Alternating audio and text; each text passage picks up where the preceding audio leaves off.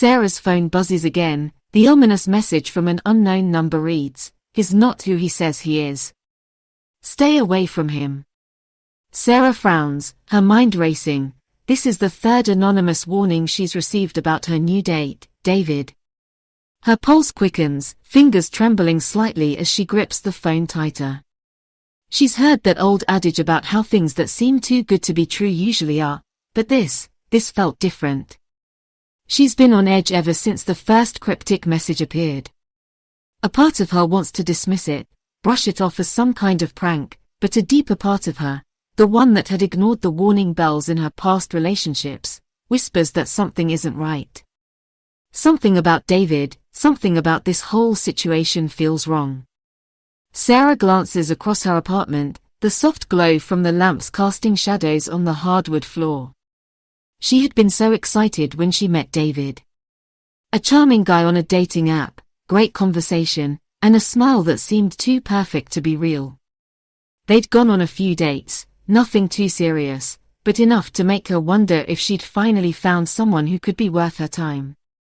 But these warnings, the anonymous messages, they're starting to shake her confidence.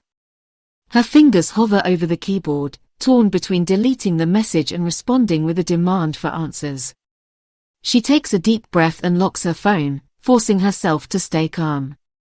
It's just a message. A few messages. Nothing she can't handle. But why can't she shake this feeling? The feeling that the ground beneath her feet is shifting, that she's somehow walking into a trap, blindfolded. The next morning, Sarah meets David for brunch at a trendy cafe they'd been to before. It's their usual spot, the one with the exposed brick walls and the strong coffee that she swears could cure jet lag. He's already there when she walks in, a smile spreading across his face as he looks up from his phone. "Morning," he greets her, his voice warm, his eyes lighting up as if he's genuinely glad to see her. It should be comforting, but all Sarah can think of is the message from last night. Stay away from him. She smiles back, trying to keep her composure, but the unease gnaws at her. They sit down, exchanging pleasantries as the waiter takes their order. David talks about his work, and Sarah listens, nodding occasionally, but her mind is elsewhere. She keeps glancing at her phone under the table, checking for new messages. There's nothing. Not yet. But the tension is suffocating, curling in her stomach like a dark cloud. "So, how's work been for you lately?" David asks, reaching for his cup of coffee. "It's fine. Busy, you know," she says, forcing herself to sound casual. She can't stop her eyes from flicking back to his face. How does he seem so calm? How can he be so perfect? She doesn't want to feel paranoid, but she can't help it. "Yeah, I get that," he responds with a knowing nod. "I've been working a lot, too. But hey, I'm glad we're getting to spend some time together." He leans forward, his voice dropping to a softer, more intimate tone. "You seem like a really interesting person, Sarah. I'm glad we matched." The words feel genuine, but Sarah can't ignore the lingering question. Is he who he says he is? "So, tell me about your childhood," she says, trying to shift the conversation to something personal. "Where did you grow up?" David pauses, just for a second, a subtle hitch in his breath, but it's gone before she can process it. "I grew up in a small town upstate," he replies smoothly. "It was pretty quiet. Nothing too exciting." Sarah nods, but something about the way he says it seems off. There's a hesitance in his tone, like he's holding something back. "Really?" she presses. "That's it? No interesting stories?" He laughs, but it's a little too quick. "Nothing worth mentioning." Sarah narrows her eyes slightly, her intuition flaring up, but she doesn't push any further. Instead, she changes the subject, telling herself that she's overthinking things. He's probably just a private person. That night, after their date ends and David kisses her goodbye on the cheek, Sarah walks home, the cool night air brushing against her skin. She tries to clear her head, but the unease doesn't fade. The city is quieter now, the streetlights casting long shadows on the sidewalk. She walks briskly, the sound of her footsteps echoing in the stillness, her mind racing with questions. The moment she turns the corner to her apartment, her phone vibrates in her pocket. She pulls it out, half expecting another message from the anonymous number, but this time it's different. The message reads, "I'm not just warning you. I'm protecting you. He's dangerous. You need to get away from him." Her heart drops into her stomach. This time, there's no picture, no proof, just words. But somehow, the message feels like it has weight, like it's connected to something real, something more than just paranoia. Suddenly, she hears footsteps behind her. A man, tall, broad-shouldered, moves quickly in her direction. Her breath catches in her throat, and she instinctively starts walking faster, turning the corner to her building. But before she can make it to the door, the man reaches out, grabbing her arm. "Hey," he growls, his voice low. "You've been snooping, haven't you?" Sarah's heart races. She spins around, her pulse pounding in her ears. "What?" she gasps, pulling her arm away. "Who are you?" "I'm asking the questions," he snarls. "You've been digging into him, haven't you? You think you know the truth, but you don't. You have no idea what you're dealing with."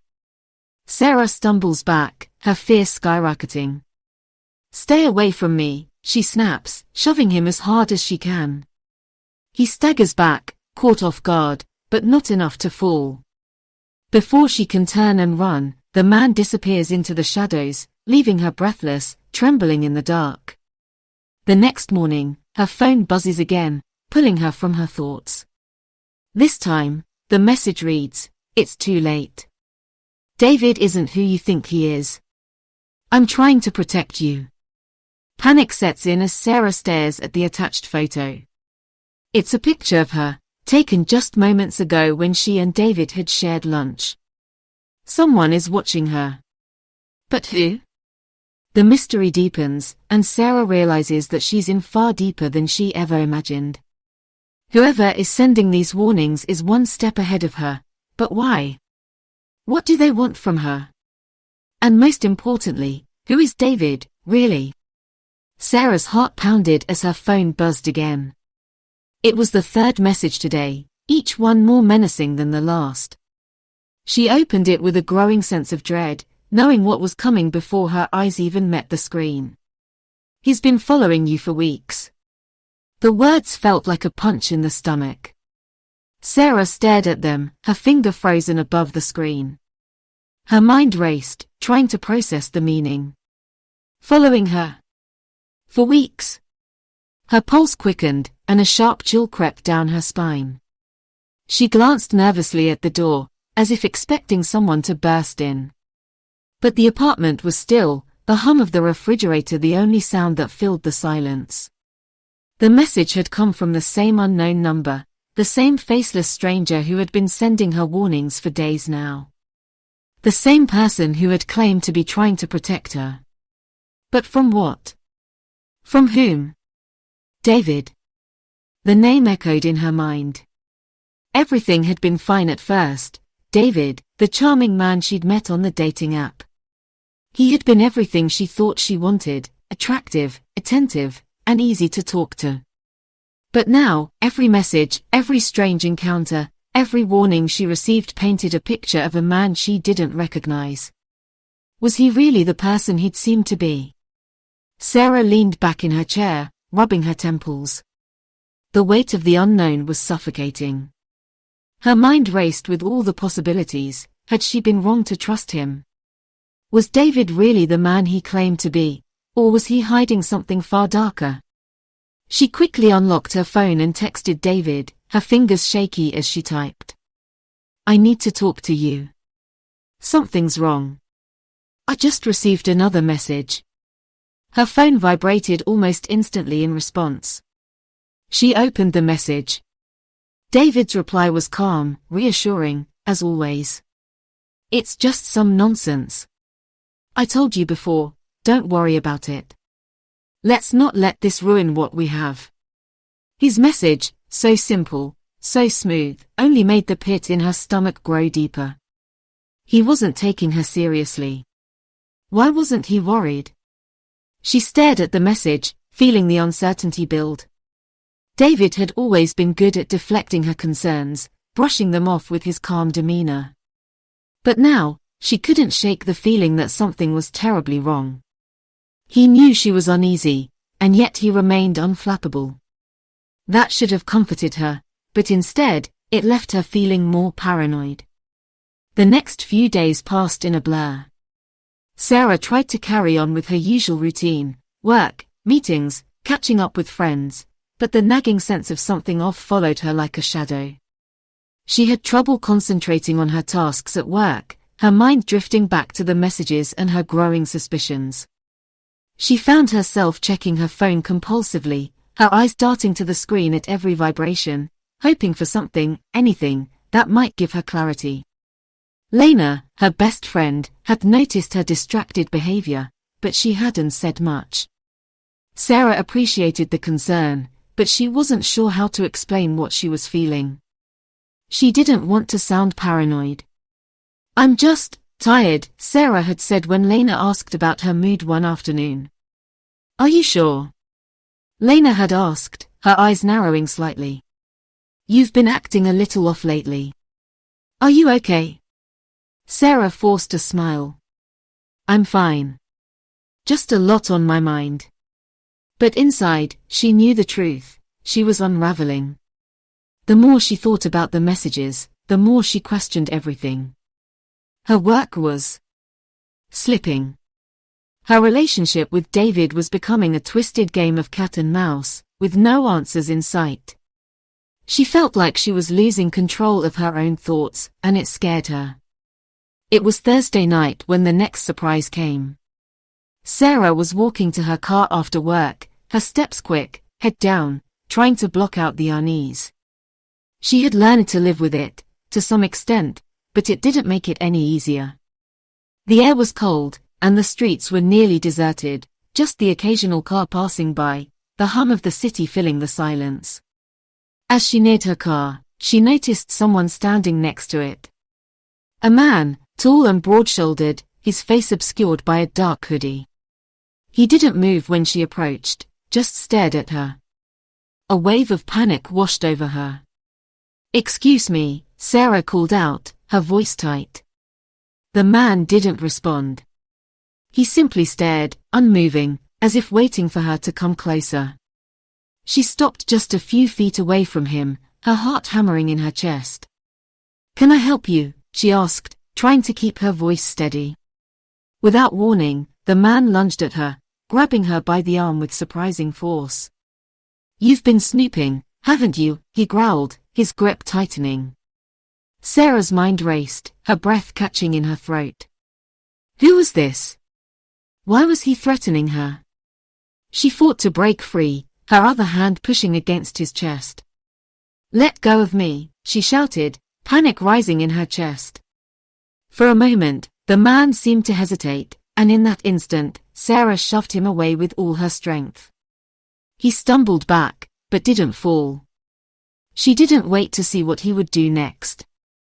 She ran, faster than she thought she could, and reached for her phone, fumbling to call the police. But when she looked back, the man was gone. Disappeared, as though he had never been there. Her pulse was still racing, her legs shaky from the sudden rush of fear. She stared at her phone, trying to gather her thoughts. There was no record of the man, no sign of him. Had he been real? Was this some sick game? Or was someone trying to drive her mad? The next few days were a blur of panic and confusion. Sarah tried to get back to normal, but it was impossible. She couldn't stop thinking about the man, about the messages. Who was watching her? She had to know the truth. In her search for answers, Sarah uncovered something that made her blood run cold. There was no trace of David's past, nothing real, at least. But then, in an obscure news article from a few years ago, she found it. A man named David, a violent criminal who had recently been released from prison. The article detailed the story of a man who had been incarcerated for multiple crimes, assault, robbery, and even attempted murder. Sarah's stomach turned. Could this be the same David? Her David? The more she dug, the worse it got. She found a court record, a photo of the man, and the connection was undeniable. David had a twin brother, someone who had been behind bars for years, a man with a violent past. But the brother had been released only a few months ago, just around the time she had met David. Sarah's fingers shook as she scrolled through the screen, her mind racing. Could it be that she had been dating the wrong man? Was the person who had been with her all along, David, really his twin? And if so, who had been following her, watching her every move? But why had David, the man she thought she knew, been so evasive about his past? The answers seemed impossible, too far-fetched to consider. But the more she uncovered, the clearer the pattern became. The chilling messages, the stalking, the man outside her car, it all pointed to one horrifying conclusion. The man she had trusted, the one who had made her feel safe, was not who he appeared to be. And now, Sarah had no idea how to escape the twisted web that had been woven around her. The walls were closing in on Sarah. She could feel it. Every glance felt like someone was watching her, every step she took seemed to echo with the presence of an unseen watcher. She had been trying to maintain some sense of control over her life, trying to push through the growing paranoia, but it was becoming impossible. The pressure had mounted too high, and Sarah knew now that she couldn't just sit back and wait any longer. She was in the middle of something far worse than she had originally imagined, and the time for subtle investigation had passed. A message had come through earlier that day, one that made her stomach drop. "They're coming for you tonight. Don't trust anyone." It wasn't signed, as usual.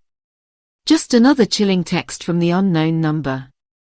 She had no idea who was sending these warnings, no clue whether they were legitimate or some sick joke.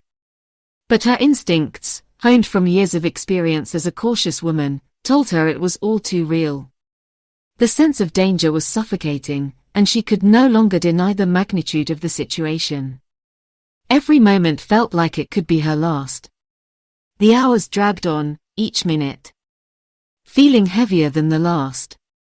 Sarah kept her apartment's door locked, her phone in her hand, her eyes darting to every shadow outside her window. She couldn't relax, she couldn't even breathe without feeling the weight of someone's gaze on her. Her thoughts were racing, too many questions, too few answers. Was David the man she had thought he was, or was he part of this nightmare? Was the man she had been dating, the one who had seemed so normal, so real, really the same person that these mysterious messages warned her about? Was he in danger too, or was it all just a twisted game? She had called her best friend, Lena, for comfort, but the conversation had felt wrong. Lena's voice had been tight on the phone, her responses clipped, as if she was hiding something. When Sarah asked about David's background again, Lena grew defensive. "Look, Sarah, you need to let it go. You're overthinking this. David's a good guy." But Sarah knew better. Lena was always the level-headed one, the one who kept her grounded. To hear her speak in such an uncharacteristic way only deepened Sarah's fear.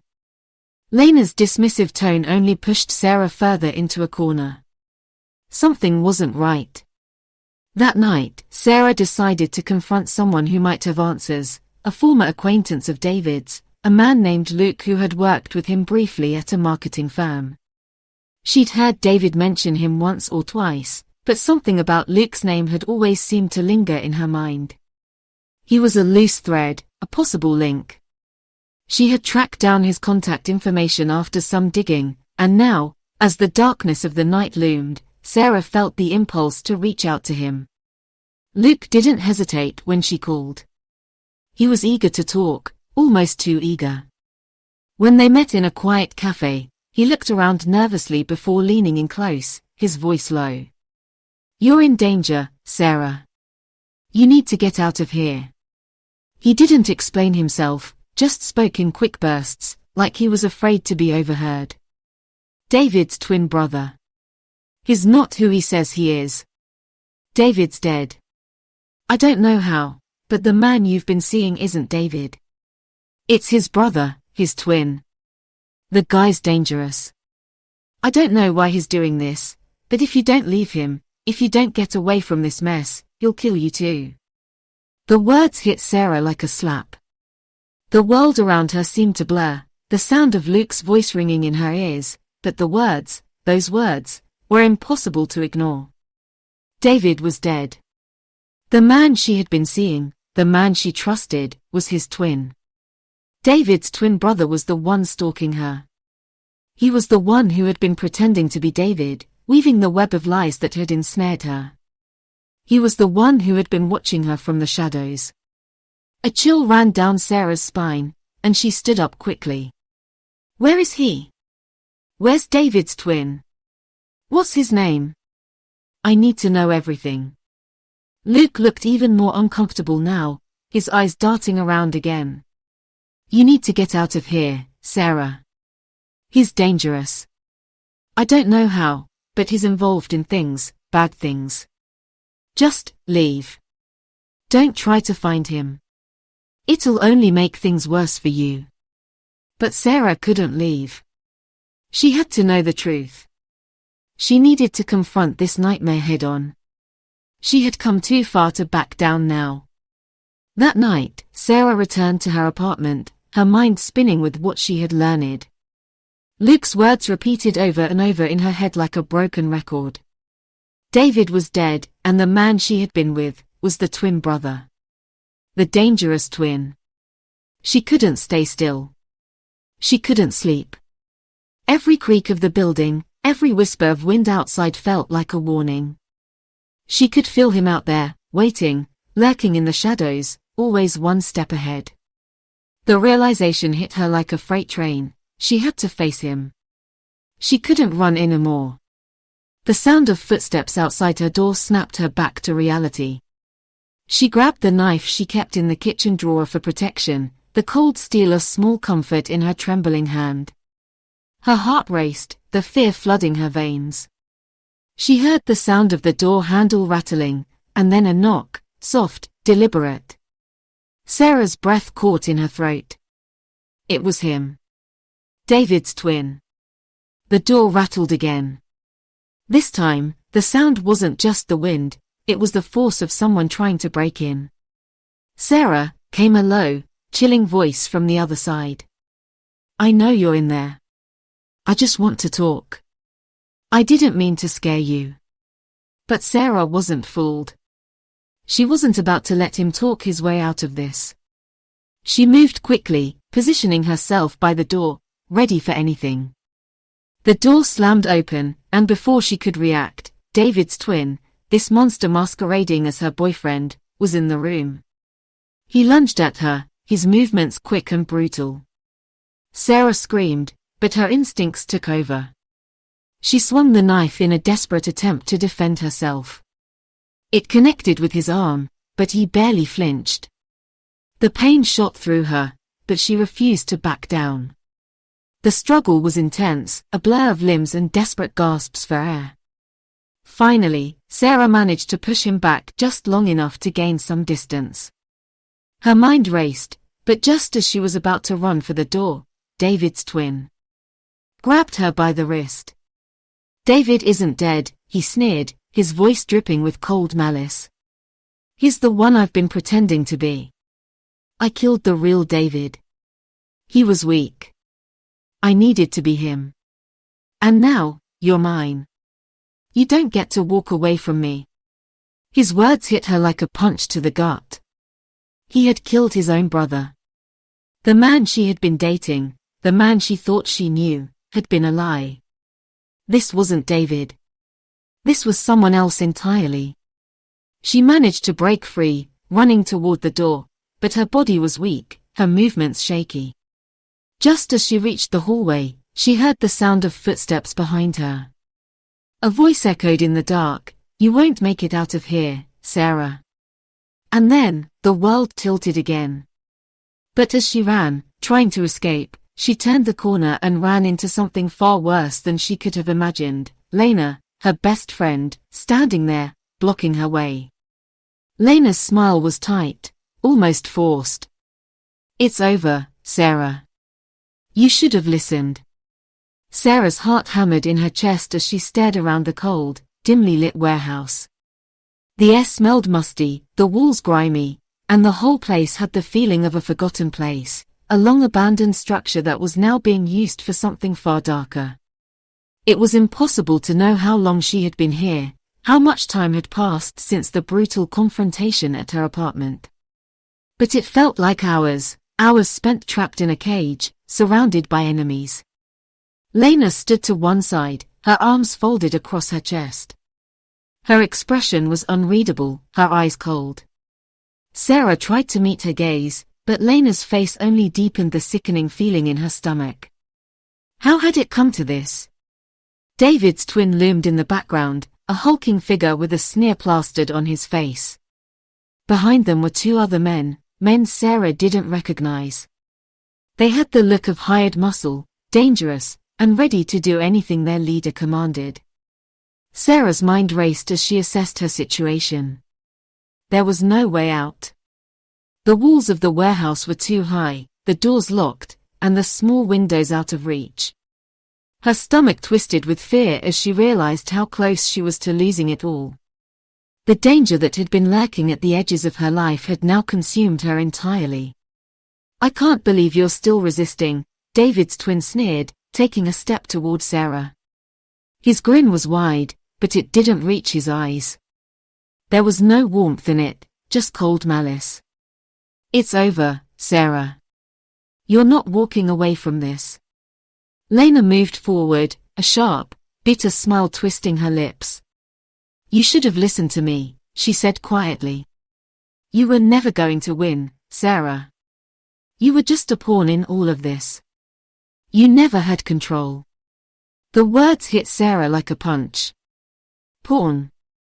All this time, all the trust she had placed in Lena, had been for nothing. Lena was the one who had orchestrated everything, the messages, the lies, the manipulation. She had used their friendship as a cover for something far darker.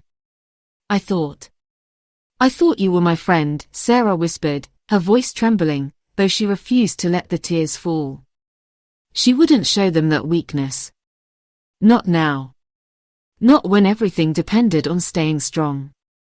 Lena didn't flinch. I was.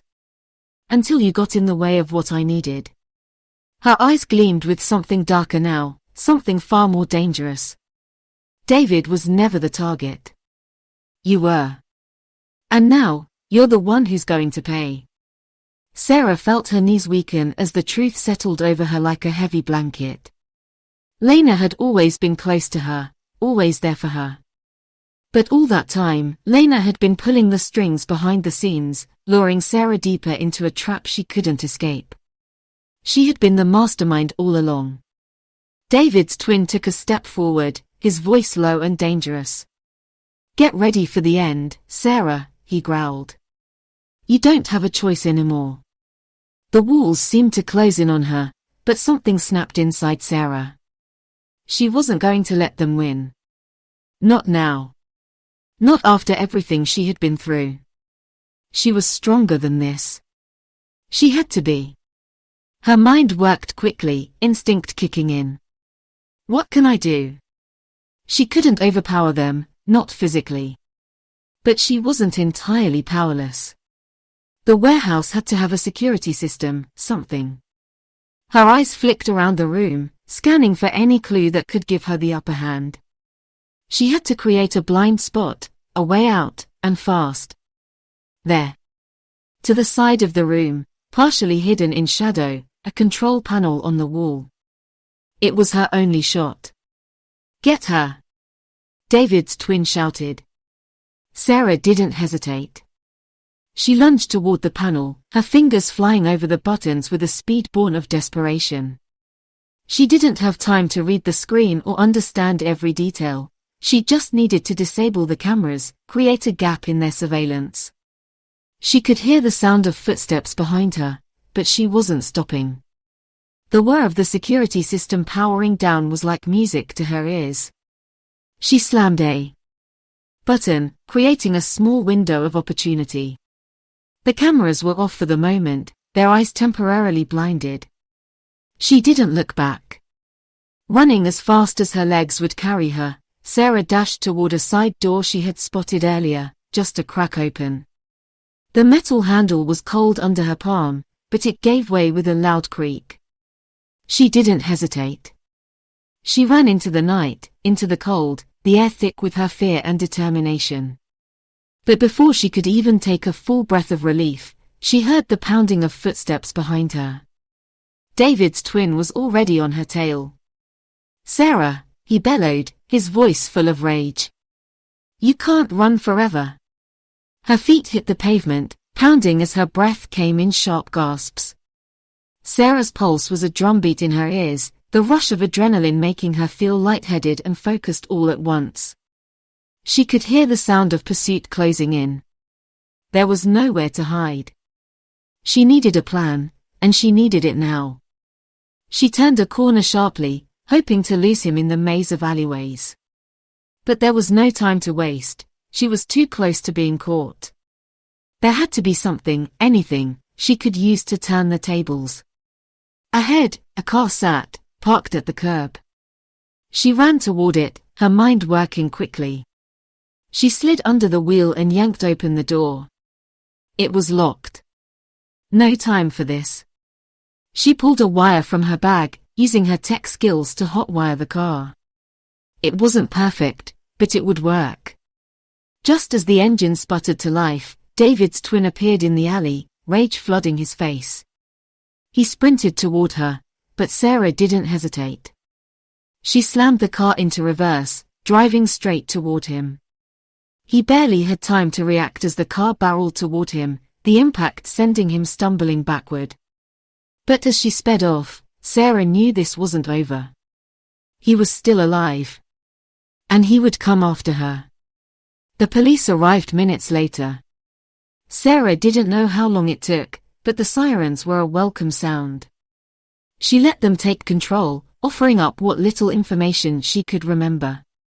The cops found David's twin and his accomplices in the warehouse, where the police finally arrested them.